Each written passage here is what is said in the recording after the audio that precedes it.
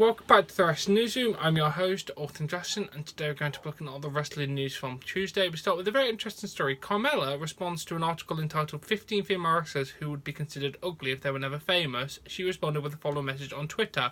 What is wrong with people? Easy to call people unattractive from your mum's basement, and if 29 is old, then I don't want to be young. That article sounds absolutely disrespectful towards women wrestlers.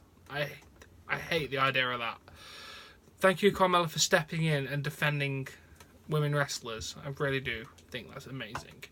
And then during a Q&A, Kurt Angle responds to a question about where he would rank himself among the greatest wrestlers of all time. At the very top, yes, I feel that way. I'm kind of sucks about my message at TNA. They were good as the ones in WWE, but the WWE universe didn't see them. If you have my 11 years in TNA Japan plus my 7 years WWE, well, then yes, I think most would agree with that, but we all have our own opinion. That's what's fun about debating, hearing other people's opinions on it. I agree, you're one of the best, mate. Then we go to DJ Z talking about his near-death experience. Back in April, I was wrestling for the crash in Mexico City. It's been documented in other documentaries and other podcasts, but I took a 450 splash which caused me to bleed internally. I ruptured my colon, I almost died. I went to hospital in Mexico City with severe injuries, and it was so bad that they had to cut open my abdomen. They had to clean 2 litres of blood out of my body. That's half of the blood in the human body. They had to resection my colon, stitch me up, and then I saw my abdomen and ruin my perfect six pack. Damn, mate, I'm glad you're still alive though. Jesus Christ. Jesus. Then we go to Cody Rhodes issuing the following statement on social media about WWE bringing back War Games concept on NXT. I've received a lot of plays, but also a good deal of criticism regarding my remarks on Starrcade and War Games. With that said, I would like to clarify my position and clear up some confusion. I tried to climb the ladder in my sport with every arena I walk into, and I carry my father's legacy. It's also my job to protect it. Literally, as head of my estate, I always try to honour and never exploit. There's no guidebook on how I'm supposed to do that. I love him. He was my best friend, and death was a shock. My comments were certainly from the heart, but they measure and are measured, and I stand by them. No one ever claimed they needed mine or Michelle's permission. I was told doesn't mean anything more than that. They didn't have to, but they did, and for that I'm thankful. Dusty didn't just name, grid, book these events. He gave them life. Starrcade, he did in honour of my sister, Telly. The pay-per-view era would have come much later without the direct consequence of closed circuit and large-scale events concept. However, I do understand that to the victor goes to the spoils, and that my dad many creations of Jim Crockett Promotions and later WCW, they belong to WWE. They can do with them what they choose. That doesn't mean I always have to like it though. If my father had not been a public figure, I would have shared him with a million of wrestling fans out there. But I gladly do share him. I want generations of fans to know what he brought, because I feel it's a beautiful legacy filled with treasures. Lovely, Cody. Lovely sharing some memories of your father there. But seriously, rest in peace, Dusty Rhodes. You were one of the best. Seriously, one of the best, one of the most lovely people you'd ever have met. I unfortunately did not have the honour of meeting Dusty Rhodes. Rest in peace, Dusty. Then we go to Lesnar's contract. Dana White revealed that Brock Lesnar's contract goes until August 2018. The general belief is that Lesnar signed a 3-year contract back in March 2015. He also said about the possibility of him doing another fight. Well, Lesnar is was still under WWE contract until next August. Who knows what will have happened? I don't count my chickens anymore, I'll tell you that. They didn't want me to do that again. You saw what happened the last time he was under contract and fought. Fair enough, Dana. My eyes. Seriously. Yeah, I completely understand Dana. Then we go to a whole story with Jim Cornette and Santino Marella. There was a heated confrontation between Jim Cornette and Santino Marella that was captured by a fan during the wrestling convention in Detroit, Michigan. The heat between the two goes back to 2005 in OVW. Marella was supposed to act scared when the Boogeyman came out, but in a segment, but instead he laughed. Cornette, who was booking for OVW, responded by slapping Marella, that was led to Cornette losing his job with WWE. Jim Cornette, I watched the footage. It's Jim Cornette trying to walk away and Santino Marella up in his face. He responded to anyone I missed in Kobo. Some comedy midget wanted me to slap him again so he could sue since he's unemployed, walked out instead. Which does correspond with the footage we see. But this has nothing to do with the next story. Jim Cornette appeared on Bruce Pitchcott live show Saturday night and discussed the incident with Santino Marella over the weekend. Haven't actually watched that. He also reportedly flashed the audience during another segment. People saying could have done without seeing Corny's penis, but other than that, great show. And wasn't ready to see that much Cornette. My wife neither. Apparently, the segment which I've watched was him grabbing out his penis and pretending and act like he was going to urinate on a cutout of Vince Russo's face. But he actually got his dick out. It was censored, so I couldn't actually see how much of it got out. And Joey Ryan criticised it by saying dicks are killing the business. Bit of a pun intended there, but yeah. And then during an interview with, I'm not reading that title, Chris Jericho was asked about possibly going to the Hall of Fame. He said, I don't think about stuff like that. Like I said, if it happened, I probably wouldn't show up. I don't like these big pomp and circumstance things like retirement matches and everyone kissing your ass telling you how great you are, because I know how great I am, so I don't need people telling me that. So depending on what mood I'm in, I've always been the anti-star who's kind of thing anyway. But yeah, I'll leave that to somebody else, but not me. I'll show up, maybe, depends how I feel. You should go in the Hall of Fame, Chris Jericho. And another WWE superstar has appeared on an Avenged Sevenfold video. Braun Strowman made a brief cameo in the music video for Wish You Were Here, an Avenged Sevenfold cover of Pink Floyd. He appears at 4:47, which is really cool.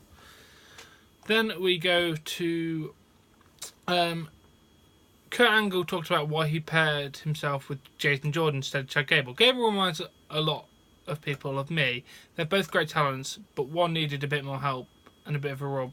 That was Jason. He's a little timid, but in the ring, he's an animal. The entertainment factor, he might need a little more help. I think they made the right call because they're both going to be huge stars. Fair enough. That makes a bit more sense. And Brock Lesnar has officially surpassed Kevin Owens as the longest reigning Universal Champion at 189 days. Just what I put that out there. And Asuka sent out a strange tweet to Sasha Banks over the weekend, simply saying, I want to give you a message. With then a woman's face and a clown's face. Sasha responded like a face.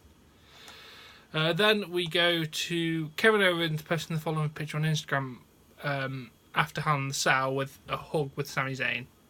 Seriously, amazing. I can't wait to see where this story goes. Vicky Guerrero posted the following message on what would have been Eddie Guerrero's 50th birthday. Happy birthday, Eddie Guerrero. You are loved and missed every day. Seriously, you are. Rest in peace, Eddie Guerrero. You were one of the best. You will always be missed and you will never be replaced. Then Wade Barrett recently did an interview with SportsBible.com and commented on his new role as GM of WCPW and Defiant Wrestling. I had good days, I have bad days. There's days where I don't think I miss it all about wrestling as well. I don't miss it at all, but then there's days like yesterday at Refuse to Lose where you see the kind of reactions the guys are getting, and I get that desire to get back in the ring. I'm 99% certain I will wrestle again at some point. I couldn't tell you when. I have those days where I'm like, no, everything hurts. I don't ever want to get back in the wrestling ring again, but I have days where I feel great and can't wait to get back in. I know at some point I'm wanting to get back in. So the right opportunity comes along, I'll get it done. Fair enough. And another big story again coming out this couple of days. Taz did the following tweet about SmackDown Live announcer Greg Hamilton. The ring announcer is a mark from himself with the one fall shit. Where's Chimmel? After that, he did a video apologising about his tweet regarding Greg Hamilton saying a mark for himself, because he said, first of all, everyone should be. I shouldn't have said that the way I did. It was kind of like locker stage banter, but on Twitter kind of thing. He apologised and they said that Chimmel is an inside joke as well. So he did apologise to Greg Hamilton. Whether Greg Hamilton accepted his apology, I don't actually know. I don't even know if Greg Hamilton saw it. But either way, he did apologise, and hopefully we can all just move on. And then former WWE star Austin Aries posted the following picture on Instagram about a recent video to the WWE Performance Center, where he did not state why he was there. It should be noted that his fiancée, the Trinidad, is currently working in NXT, so that may be the reason why he was there. And then there's been a lot of speculation about AJ Styles' next program in WWE. While Styles talked about wanting his rematch against Baron Corbin on Talking Smack, he also talked about how Shane McMahon's back if he needed it, which led to the speculation that Shane and AJ versus Sammy and Kevin could be a match in the future. Team Shane versus Team Owens match was rumoured a few months back for the Survivor Series pay-per-view. So that could be the angle they're going towards, which will be absolutely awesome. There's also speculation that it will be the next challenger for Jinder Mahal's WWE title. Personally, I think have the AJ start the Team Shane versus Team Owens match at Survivor Series and then make him move on to the championship. I think that would be the best way to do it. And then, according to PW Insider, Neville was originally supposed to be Enzo's opponent on this week's edition of Raw instead of Kalisto. The decision to have Kalisto face Enzo was reportedly made shortly before Raw went in the air. The reason for the change was WWE Creative realised that they had backed themselves into a corner since Neville wasn't allowed to face Enzo in storyline. Good job there, lads! The belief is that the title change was done because of Eddie Guerrero's birthday, and having Kalisto win in Eddie's honour would have created a feel-good moment during Hispanic Heritage Month. He did tend to tweet out saying, Eddie, and then at Rey Mysterio, this one is for you. Imagine Lucha achieve. Well, I'm glad it's made a feel-good moment. May you rest in peace, Eddie Guerrero. And then, Cheer Nation at the following. You have heard about Global Wrestling Network. It's now available. It's now been released. Go and check it out if you have. I've not got around to checking it out yet. And then, according to an article in the UK Sun, Conor McGregor, doing very good on names today, is in talks with WWE about doing a one-off match in next year's WrestleMania. Conor is a huge wrestling fan. His entire persona on stage he's developed from watching performers like Ric Flair, The Rock.